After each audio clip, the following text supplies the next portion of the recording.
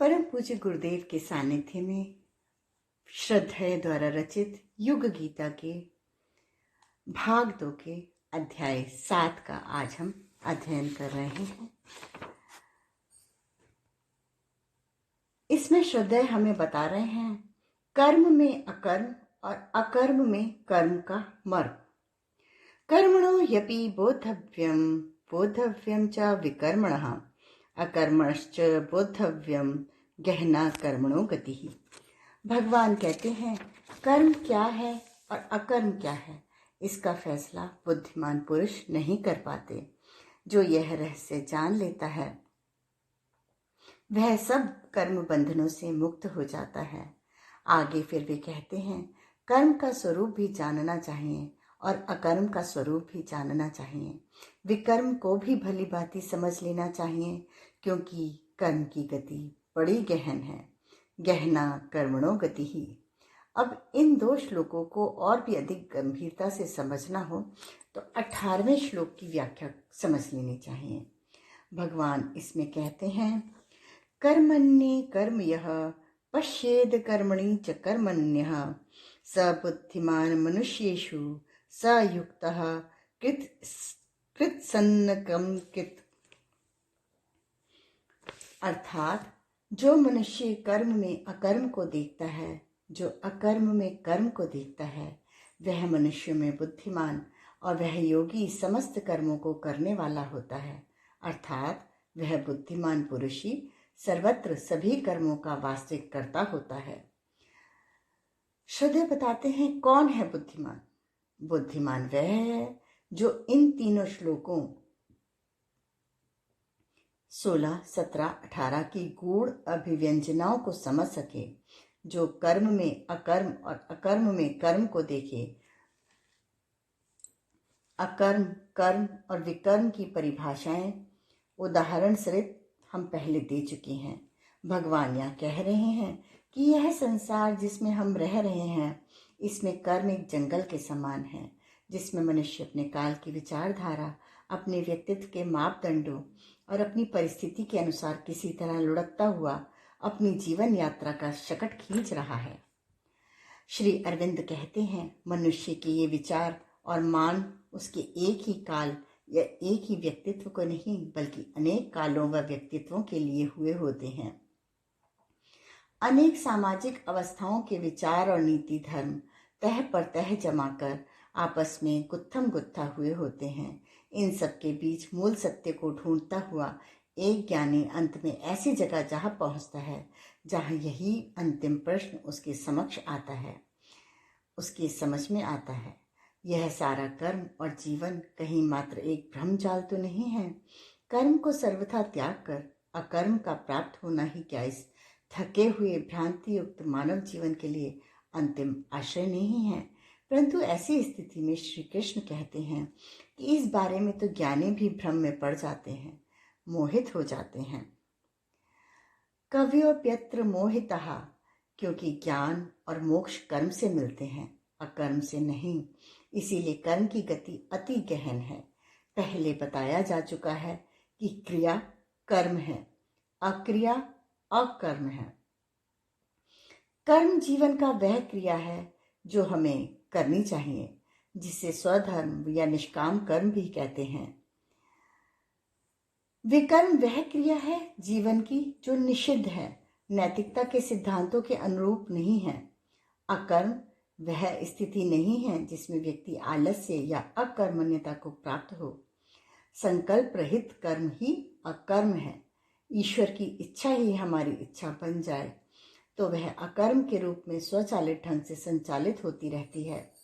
ऐसी उच्च स्तरीय स्थिति के कर्मों को अकर्म कहते हैं। संकल्पों से जुड़ी क्रियाएं कर्म कहलाती हैं। बुद्धिमान यह मर्म जानते हैं। गहना कर्मणो गति ही। श्रद्धेय आगे बता रहे हैं अब कर्म में अकर्म और अकर्म में कर्म, ये क्या चक्कर है, इस जंजाल को थोड़ा समझने का प्रयास करेंगे। कितना समझा या समझा पाएंगे मालूम नहीं, क्योंकि भगवान स्वयं कह रहे हैं कि कर्म की गति बड़ी गहन है। योगेश्वर 18वें श्लोक में जो बात कह रहे हैं वह बड़े पते की है। वे कह रहे हैं कि कोई जरूरत नहीं कि आवश्यक सांसारिक कर्मों से बचा जाए। जो अनिवार्य हैं उन्हें अवश्य किया जाए, किंतु अंतरात्मा को भगवान के साथ योग की स्थिति में करके युक्तः कृत स्न कर्म कृता, यदि इस भाव से नहीं किया गया तो वे कर्म नहीं हैं। अकर्म मुक्ति का मार्ग नहीं है। जिसकी प्रज्ञा विकसित है, जो अंतर्दृष्टि संपन्न है, वह देख सकता है कि अकर्म स्वयं ही सतत होते रहने वाला एक कर्म है, एक ऐसी स्थिति है, अवस्था है जो प्रकृति और उसके गुणों की क्रियाओं के अंतर्गत ही संपन्न हो रही है। जो इस बात को समझ लेता है कि अकर्मण्यता क्या है, संकल्पित कर्म क्या है, अकर्म करते हुए भी अकर्म की स्थिति से कर्म करते हुए भी अकर्म की स्थिति में कैसे रहा जा सकता है, भगवान उसे बुद्धिमान मनुष्य सबुद्धिमान मनुष्येषु कहते हैं। यह एक उच्चतम ज्ञान है जो बुद्धि के उच्च आयामों पर पहुंचने पर ही मिलता है। ऐसा ज्ञान प्राप्त करने वाला व्यक्ति भ्रांत मोहित बुद्धि वाला नहीं है, वह मुक्त पुरुष है, वह ब्राह्मी स्थिति को पहुंचा हुआ प्रज्ञावान है। श्री अरविंद की पुस्तक है विचार व सूत्र। मात्र वाणी के 10वें खंड में विचार पक्ष में संकल्पित करके यह किताब बनी है। इसमें एक वाक्य है जो उद्धृत करने का मन है। जो मनुष्य के जो जीवन के संघर्षों से जूझ रहा है, सतत कर्मरत है, उसे ही सक्रिय मत मानो। जो गुफा में बैठा आत्मसत्ता को सक्रिय कर समष्टि की साधना कर रहा है, वह जो कर्म कर रहा है वह अकर्म है, और इस अकर्म में बड़ी शक्ति छिपी पड़ी है। यदि हम इतिहास के पृष्ठ पलटें तो पाते हैं कि राष्ट्रीय स्वतंत्रता संग्राम में प्रत्यक्ष व परोक्ष दोनों स्तर पर महत्वपूर्ण भूमिका निभाने वाले दो ही संत हैं, महापुरुष हैं, श्री अरविंद एवं पंडित श्री राम शर्मा आचार्य जी। दोनों ने प्रारंभिक जीवन में युवावस्था में एक क्रांतिकारी के रूप में सक्रिय भूमिका निभाकर इस महासंग्राम रूपी महायज्ञ में आहुतियां दी, एवं दोनों ने ही जीवन का उत्तरकाल आध्यात्मिक वातावरण को प्रचंड ऊर्जा से ओतप्रोत करने की प्रक्रिया संपन्न करने में लगाया। जीवन के अंतिम वर्षों में श्री अरविंद भी काफी समय एकाकी अंतर्मुखी साधना में लीन रहते थे। परम पूज्य गुरुदेव का जीवन भी गवाह है कि अंतिम 20 वर्ष के सूक्ष्मीकरण के 1984 से आरंभ होकर 1990 तक में समाप्त हुए 6 वर्ष एकांत साधना हेतु ही नियोजित थे। इसके अतिरिक्त भी वे एक वर्ष के लिए 3 बार प्रत्यक्ष एवं 1 बार परोक्ष हिमालय के दुर्गम क्षेत्र में एकाकी तप में रत रहे। आगे श्रद्धे बताते हैं, कर्म में अकर्म। भगवान यहाँ कह रहे हैं कि सच्चा योगी वही है जो कर्म में अकर्म और अकर्म में कर्म के मर्म को पहचान लेता है, तत्व से जान लेता है, एवं कर्म की गति इसीलिए गहन होती है। मनुष्य अकर्म में कर्म को देख नहीं सकता और कर्म में अकर्म को समझ नहीं पाता। गोस्वामी तुलसीदास जी ने कहा है कि कर्म का अहंकार छोड़कर जिसे अकर्म दिखाई पड़े वह और यह समझे कि जो भी कम कर रहे हैं, जो भी कर्म हो रहा है भगवान की इच्छा अनुसार हो रहा है, तो वही मनुष्य समझदार है। गुण तुम्हार समझो निज दोषा, जे ही सब भांति तुम्हार भरोसा। तुम्हार भरोसा अर्थात भगवान के नाम पर, परम सत्ता के नाम पर किया गया हर कार्य अकर्म है, भले ही वह प्रत्यक्षता दिखाई न दे। हम सभी अपने कर्मों का श्रेय लेने की कोशिश करते हैं। अच्छे सभी कर्म परमात्मा की इच्छा से हो रहे हैं। यदि हम सब यह सोचने लगे तो हमारी वासनाएं क्षीण हो जाएं, कर्म अकर्म बन जाएं। कर्मों को संपन्न करते वक्त यदि कोई दोष रह जाए, जो कि स्वाभाविक है, तो हमें अंतःकरण की मलिनता को कारण मानना चाहिए। भगवान को दोष नहीं देना चाहिए। कई लोग कहते हैं कि अच्छा काम किया तो हमने और गलत किया तो भगवान की प्रेरणा से स्वतः ही हो गया। यह सामान्य दृष्टि हर किसी के मन में सहज ही होती है। एक कथा से, जो कि पौराणिक है, बड़ा स्पष्ट हो जाएगा।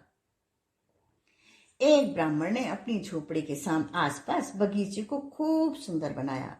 बगीचे में चारों तरफ बाड़ लगा दी। एक दिन ऐसा हुआ कि उस बाड़ में एक गाय अंदर घुस आई। उसने सारे बगीचे को उजाड़ दिया।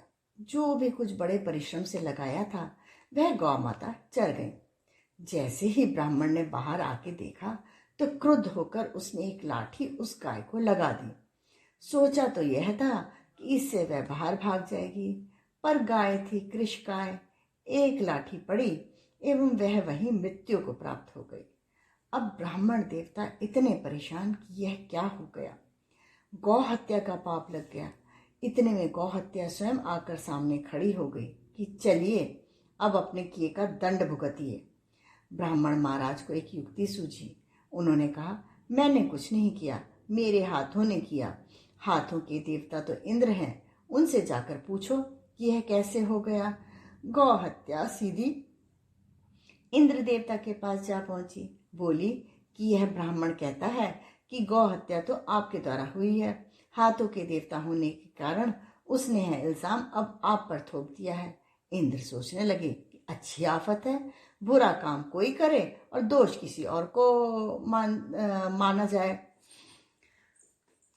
इंद्र ने ब्राह्मण वेश धारण किया और पंडित जी की झोपड़ी में अवतरित हुए। पंडित जी ने इंद्र से कहा कि महाराज, बगीचा बड़ा सुंदर है, किसने लगाया? पंडित जी बोले कि हमने लगाया है, बड़ी मेहनत करी है। इंद्र बोले, ऐसा लगता है कि कोई जीव आकर इसका एक हिस्सा चर गया। ब्राह्मण देवता बोले, हाँ, एक दुष्ट गाय आई थी, हमने उसे मार दिया। इंद्र बोले, तो क्या आपके हाथों गौ हत्या हो गई? पंडित जी ने पुनः दाव पलटा, नहीं नहीं, हमारे हाथों को क्यों? वह तो इंद्र का अधिकार क्षेत्र है, उन्हीं के द्वारा हुई। इंद्र बोले, पर बगीचा तो आपका ही लगाया हुआ था है, आपने ही तो मेहनत की और आप ही उसका श्रेय ले रहे हैं। जब अच्छे काम की तारीफ की तो आपने मान लिया कि आपने लगाया है, आपने किया है, और जब हत्या की बात हुई तो आप कहते हैं कि इंद्र ने की।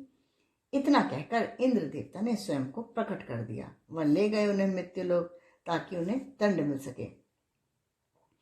हर मनुष्य में एक सहज दोष होता है कि अच्छे कर्म का वह स्वयं श्रेय लेने की कोशिश करता है।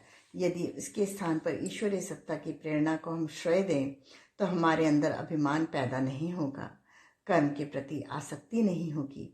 जो कर्म में अभिमान को त्याग दे, भगवान को श्रेय दे, वह कर्म में अकर्म को देखता है। परम पूज्य गुरुदेव हमारी यही कहा करते थे कि महाकाल हमसे करा रहा है। जो कुछ भी हमारी उपलब्धियां हैं वह हमारी गुरु सत्ता की ही देन है। हम गोस्वामी जी की चौपाई के भाव को समझने का प्रयास करें। जो कुछ भी गुण है, जो कुछ भी अच्छा है, हे प्रभु, वह तुम्हारा ही है, तुम्हारे ही कारण है। जो भी दोष हैं मैं उन्हें अपना लूंगा। जिनको भगवान पर विश्वास है वे इसी भाव को मन में रख सतत कर्म करते चले जाते हैं। श्री अरविंद के अकर्म में कर्म। श्री अरविंद के अकर्म को गांधी जी भी नहीं समझ पाए थे। एक स्थान पर वह कह गए थे, आजादी के संग्राम की वेला में वे भगोड़े बनकर पांडिचेरी में जाकर बैठ गए, जबकि उन्होंने यहाँ जहाँ से शुरुआत की थी क्रांतिकारी के रूप में, उसे आगे बढ़ाना चाहिए था। उनके इस कथन की बड़ी प्रतिक्रिया हुई थी। उन दिनों लोगों ने इसे गंभीरता से लिया था। श्री अरविंद और श्री रमन के अकर्म को, मौन तप को, परोक्ष जगत को, प्रचंड आंदोलन से भर देने वाली ऊर्जा को प्रवाहित कर देने की प्रक्रिया को परम पूज्य गुरुदेव ने समझा था। वे स्वयं पांडिचेरी जाकर उनसे मिले थे। पूर्व में कुछ माह तक 1937 एवं उसके बाद में 1940 से सतत प्रकाशित अपनी पत्रिका अखंड ज्योति में निरंतर वे लिखते रहे कि सूक्ष्म जगत में तप कर रही सत्ताओं के द्वारा ही स्वतंत्रता संग्राम अपनी अंतिम परिणति को पहुंचेगा। भगत सिंह का बलिदान, गांधी जी का सत्याग्रह आंदोलन अपनी जगह सही था, पर परोक्ष जगत से सक्रिय ऊर्जा प्रवाह को नकारा नहीं जा सकेगा जिसने यह वातावरण बनाया। प्रत्यक्षतः यह अकर्म ही दिखाई देता है, किंतु इस अकर्म में ही सच्चा कर्म छिपा है। भगिनी निवेदिता ने अपने गुरु स्वामी विवेकानंद के महाप्रयाण 1902 के बाद अपना कार्य जारी रखा।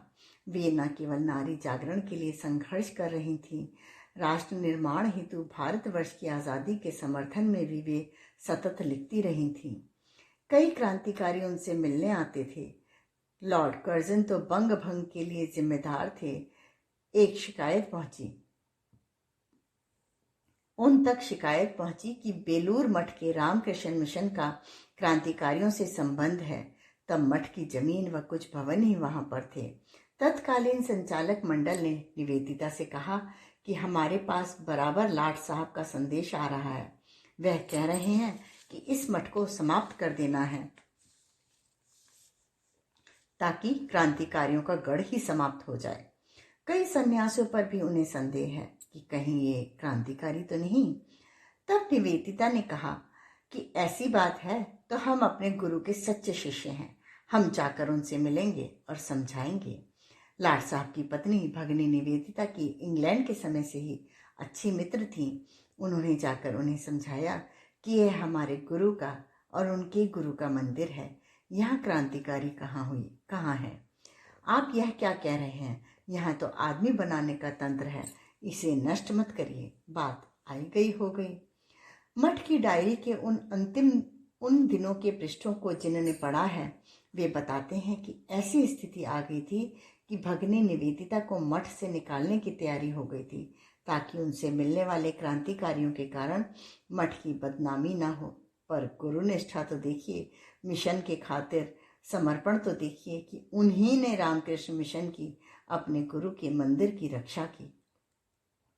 इनके इस प्रत्यक्ष अकर्म में जो महान कर्म दिखाई देता है, क्या उसने आज़ादी की दिशा में भारत को नहीं बढ़ाया? 1902 से 1911 तक प्रत्यक्षतः एक सन्यासी परंतु परोक्ष रूप से एक योद्धा, भारत प्रेमी एवं भारत की स्वतंत्रता के लिए सतत संघर्ष करने वाली महिला थी वे। 1911 में उन्होंने मात्र 44 वर्ष की उम्र में अपना शरीर अवश्य छोड़ दिया, पर वे इतिहास में गुरु शिष्य परंपरा में अमर हो गए, एक कीर्तिमान समर्पण का बना गए। प्रत्यक्ष के पीछे परोक्ष को समझें। हम अक्सर महापुरुषों को पलायनवादी मान लेते हैं। हमारी तथाकथित प्रगतिशील कही जाने वाली वामपंथी विचारधारा हमें धार्मिक आध्यात्मिक कार्यों में समय नष्ट करना, राष्ट्रीय संपदा से खिलवाड़ करना बताती हैं। परंतु क्या वे कभी समझ पाएंगे कि इस अकर्म में कर्म का कितना बड़ा मर्म छिपा पड़ा है?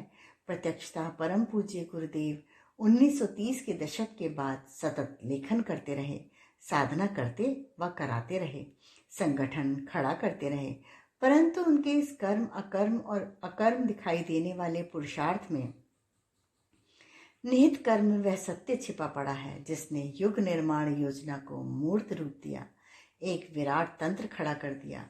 परम पूज्य गुरुदेव कहा करते थे कि हमारा सूक्ष्म शरीर दिन रात काम करता है। जब तुम लोग सोते रहते हो तो तुम्हारे अंतःकरण में जाकर हम उनकी धुलाई सफाई करता है। प्रत्यक्ष में लोगों को हमारा प्यार, हमारी लेखनी, हमारा संगठन दिखाई देता है, पर इससे भी बड़ा और महत्वपूर्ण है हमारा परोक्ष, जो तप ऊर्जा एवं स्नेह से लबालब है। गायत्री परिवार की अखंड ज्योति, युग निर्माण योजना सहित 8 भाषाओं में प्रकाशित पत्रिकाएं, 5,500 प्रज्ञा संस्थान गुरु सत्ता के प्रत्यक्ष कर्म की परिणतियां हैं। तो उनकी सूक्ष्मीकरण साधना, महाप्रयाण के बाद सूक्ष्म व कारण सत्ता से सक्रिय उनका अस्तित्व, उनके द्वारा ब्राह्मी चेतना से एकाकार होकर किया जाने वाला कार्य अकर्म है, जिसका महत्व सर्वाधिक है, जिसे हम नहीं जानते, जिसे हमने नहीं देखा। अकर्म की स्थिति में किए गए उस कर्म के एक पल में किए गए कार्यों से इतिहास बदल जाता है। इसीलिए भगवान कहते हैं कि जो कर्म में अकर्म को और अकर्म में कर्म को देखता है, मनुष्यों में वह सर्वाधिक बुद्धिमान है, प्रज्ञा संपन्न मनीषी है। इस अकर्म को पहचानना और उसको अकर्मण्यता से पृथक समझना बहुत जरूरी है। श्री शिव प्रसाद सिंह ने एक पुस्तक लिखी है, अनुत्तर योगी। श्री अरविंद के ऊपर लिखी इस पुस्तक में एक स्थान पर वह कहते हैं, इतिहास को मोड़ने मरोड़ने वाली घटनाएं हमेशा आत्मा की नीरवता में घटित होती हैं, अर्थात अकर्म की स्थिति में ऐसा कुछ घट जाता है जो क्रांतिकारी बन जाता है। परम पूज्य गुरुदेव कहते थे, मैंने कुछ नहीं किया, गुरु रूप में मेरे भगवान ने किया है, मैं तो निमित्त मात्र रहा हूँ। यथार्थ दृष्टि उसी के पास होती है जो कर्म में अकर्म में कर्म को देखता है। आज के स्वाध्याय का क्रम यहीं समाप्त होता है। धन्यवाद।